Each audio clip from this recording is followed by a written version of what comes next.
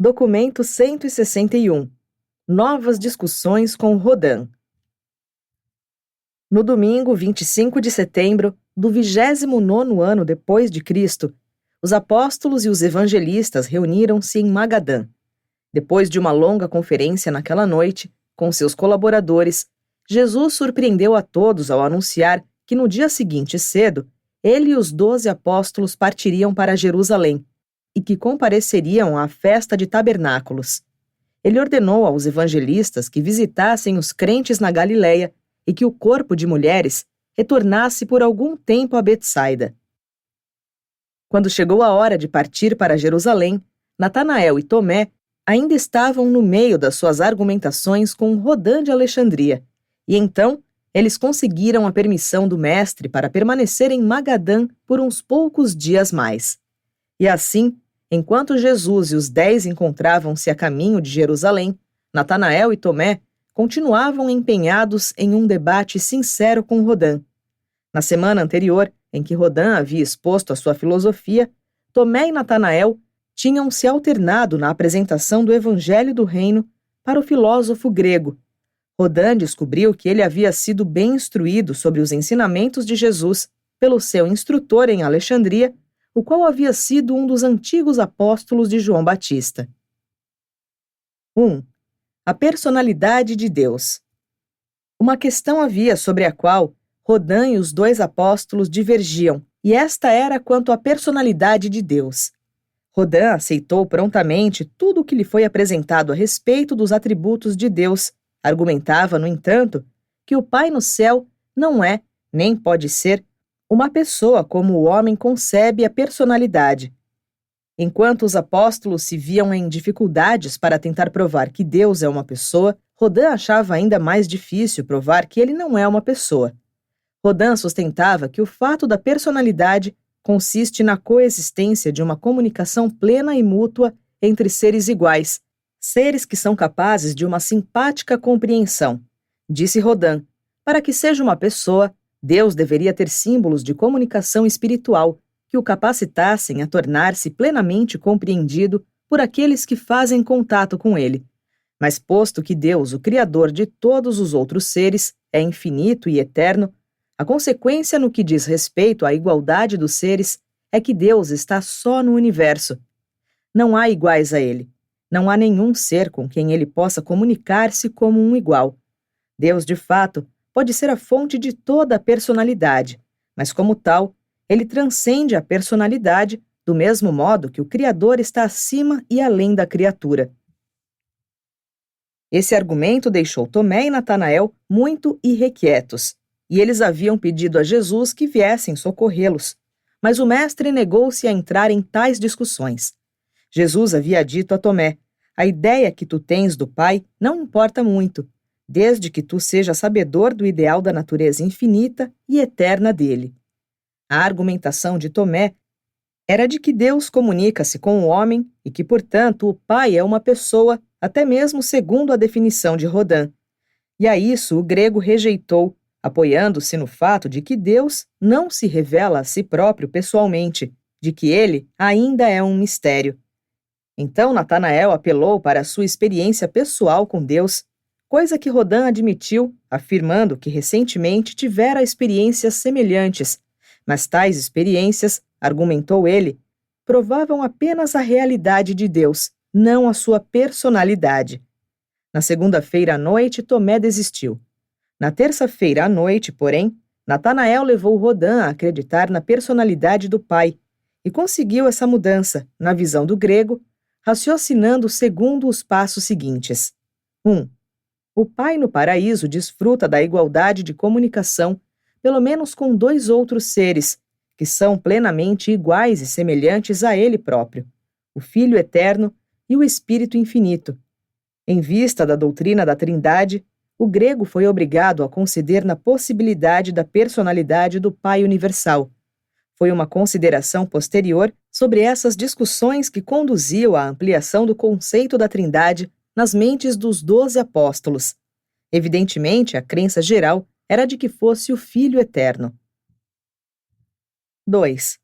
Posto que Jesus é igual ao Pai, e que já este filho havia realizado a manifestação da personalidade para os filhos terrenos, esse fenômeno constituía-se na prova do fato e na demonstração da possibilidade de que todas as três pessoas da deidade possuíam uma personalidade e estabelecia para sempre a capacidade que Deus tem de comunicar-se com o homem e a possibilidade da comunicação do homem com Deus. 3.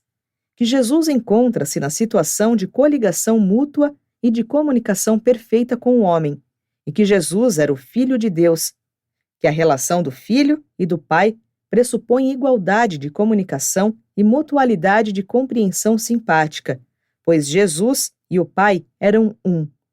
Que Jesus mantém ao mesmo tempo uma comunicação de compreensão tanto com Deus quanto com o homem, e que, posto que ambos, Deus e o homem, compreendem o significado dos símbolos da comunicação de Jesus, tanto Deus quanto o homem possuem os atributos de personalidade no que concerne aos quesitos da capacidade de intercomunicação, que a personalidade de Jesus demonstra a personalidade de Deus, ao mesmo tempo em que prova conclusivamente a presença de Deus no homem, que duas coisas que são ligadas a uma terceira coisa estão relacionadas entre si. 4. Que a personalidade representa o conceito mais elevado da realidade do homem e dos valores divinos, que Deus também representa o conceito mais elevado de realidade divina e de valores infinitos que pode o homem ter. Portanto, Deus deve ser uma personalidade divina e infinita, uma personalidade real que transcende infinita e eternamente o conceito e a definição que o homem tem de personalidade, sendo isso posto sempre e universalmente uma personalidade. 5. Que Deus deve ser uma personalidade, posto que ele é o criador de todas as personalidades e o destino de todas as personalidades. Rodin havia sido tremendamente influenciado por esse ensinamento de Jesus. Sede então perfeitos, como o vosso Pai no céu é perfeito. Ao ouvir esses argumentos, Rodin replicou: estou convencido. Reconhecerei Deus como uma pessoa se me permitirdes atribuir qualificações à minha confissão dessa crença, acrescentando ao significado da personalidade um conjunto de valores mais amplos, tais como supra-humano, transcendente, supremo, infinito, eterno, final e universal. Eu estou convencido agora de que, ao mesmo tempo em que Deus deve ser infinitamente mais do que uma personalidade, ele não pode ser nada menos. Dou-me por satisfeito ao terminar aqui o debate e aceito Jesus como a revelação pessoal do Pai, dando também por compensados todos os fatores não satisfeitos da lógica, da razão e da filosofia. 2. A natureza divina de Jesus. Natanael e Tomé haviam aprovado plenamente os pontos de vista de Rodin quanto ao Evangelho do Reino, entretanto apenas um ponto restava ainda a ser considerado: o ensinamento que tratava da natureza divina de Jesus, uma doutrina anunciada publicamente só há pouco tempo. Natanael e Tomé, em conjunto, apresentaram as suas visões da natureza divina do Mestre, e a seguinte narrativa é uma apresentação condensada, reorganizada e restabelecida desses ensinamentos. 1. Jesus admitiu a sua divindade, e nós cremos nele. Muitas coisas notáveis ligadas à sua ministração têm acontecido e só podemos compreendê-las se acreditarmos que ele é Filho de Deus, bem como Filho do homem. 2. A sua associação vital conosco exemplifica o ideal da amizade humana. Apenas um ser divino seria capaz de ser um amigo humano assim. Ele é a pessoa mais verdadeiramente não egoísta que já conhecemos. É amigo, até mesmo de pecadores. Ele ousa amar os seus inimigos. É totalmente leal a nós, embora não hesite em nos reprovar. Fica bem claro para todos que ele nos ama verdadeiramente. Quanto mais o conheces, mais irás amá-lo, e ficarás encantado com a sua devoção inabalável. Durante todos esses anos, em que não conseguimos compreender a sua missão, ele se manteve como um amigo fiel. Conquanto não lance mão de elogios, ele nos trata a todos com uma bondade igual, é invariavelmente terno e compassivo. Tem compartilhado a sua vida e tudo o mais conosco. Nós formamos uma comunidade feliz, partilhamos de todas as coisas em comum.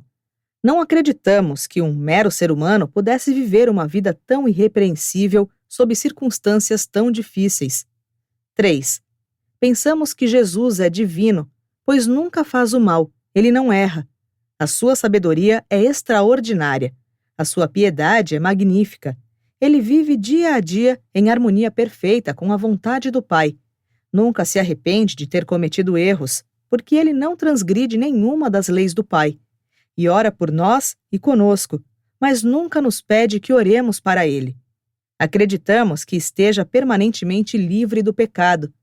Não acreditamos que alguém simplesmente humano tenha jamais professado viver uma vida assim. Ele clama viver uma vida perfeita, e nós reconhecemos que ele o faz.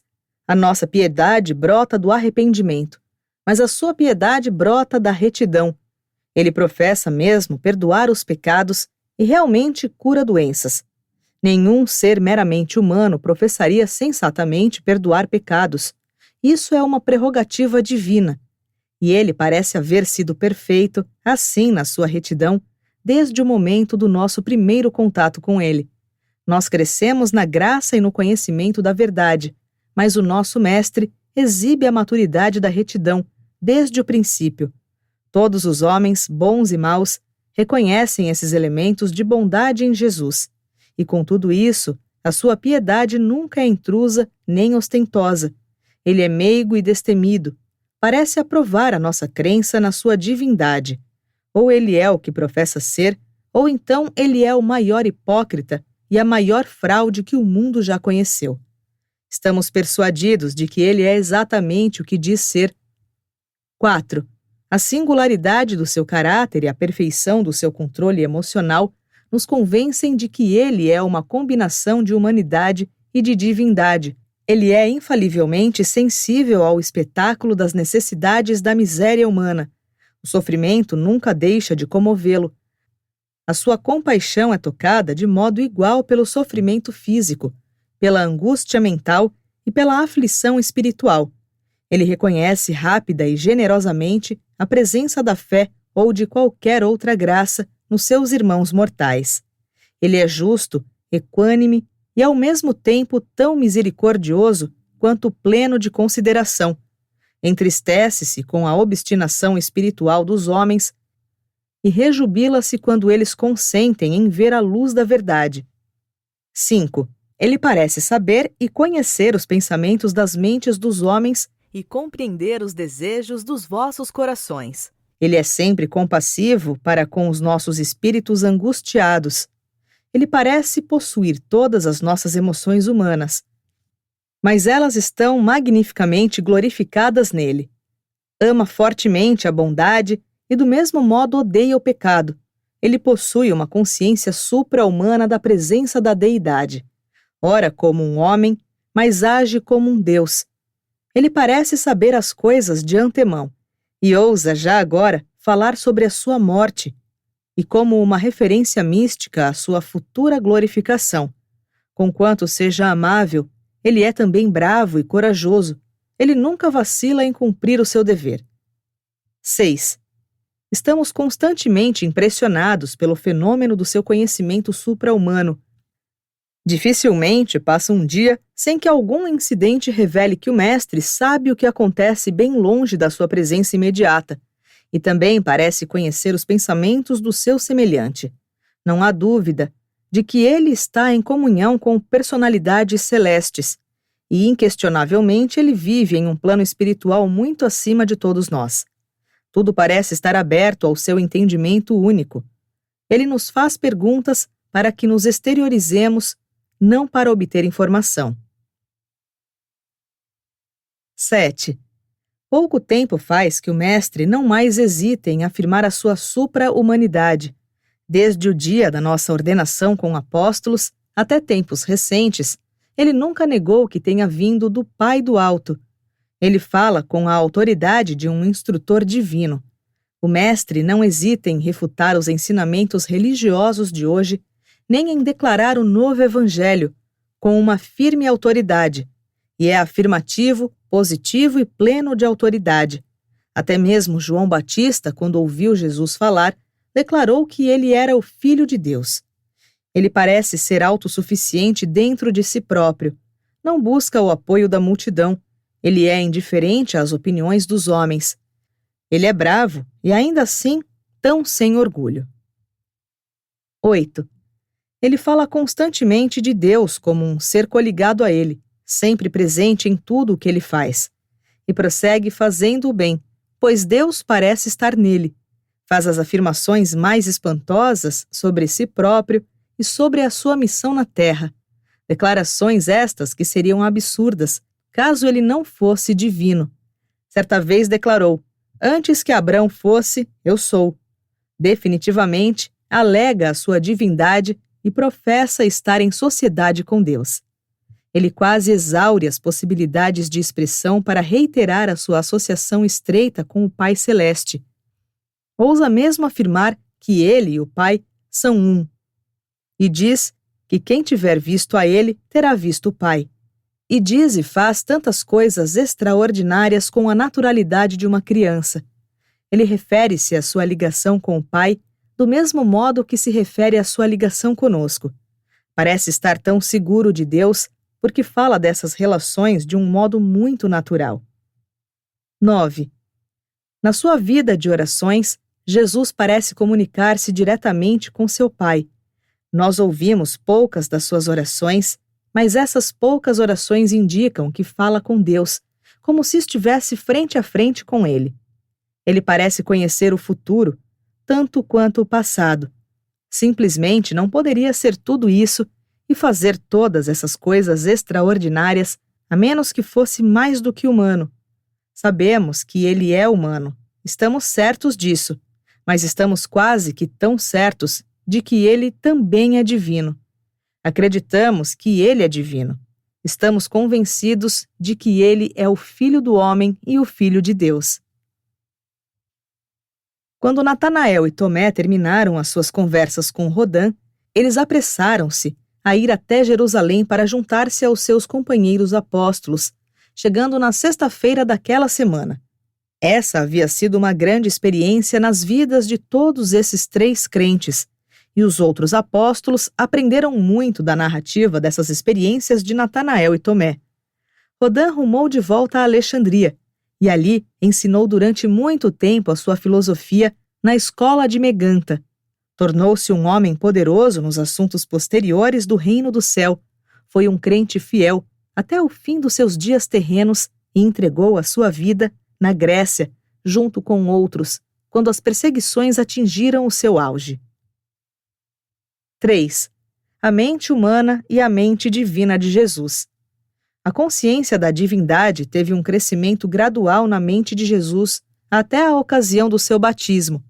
Depois que se tornou plenamente consciente da sua natureza divina, da sua existência pré-humana e das suas prerrogativas no universo, parece que passou a ser possuidor do poder de limitar de modos diversos a sua consciência humana da própria divindade.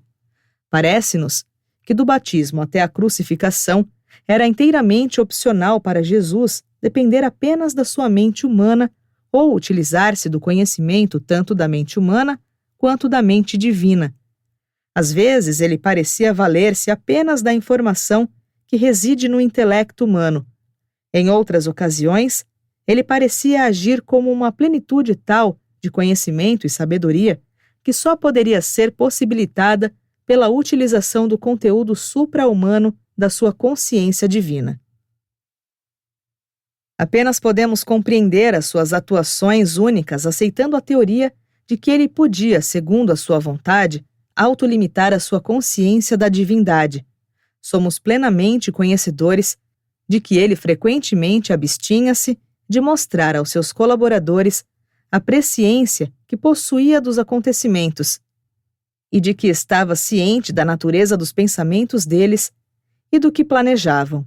Compreendemos que não queria que os seus seguidores soubessem com muita certeza de que ele era capaz de discernir os seus pensamentos e de penetrar em seus planos. Ele não desejava transcender em muito o conceito do humano, do modo como era mantido nas mentes dos seus apóstolos e discípulos.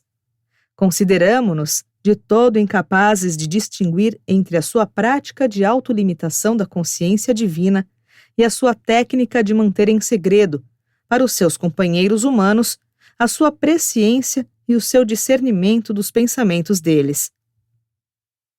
Estamos convencidos de que ele usava de ambas as técnicas, mas não somos sempre capazes de, em uma determinada instância, especificar qual método ele pode haver empregado.